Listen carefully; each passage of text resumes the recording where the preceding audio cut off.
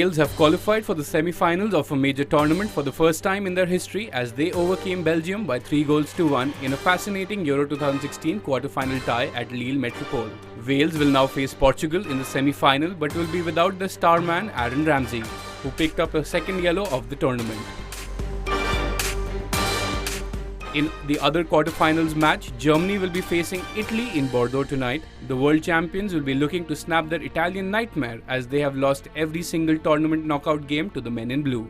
Iceland is up against host nation France. They will be seeking for another upset after the historic triumph over the English.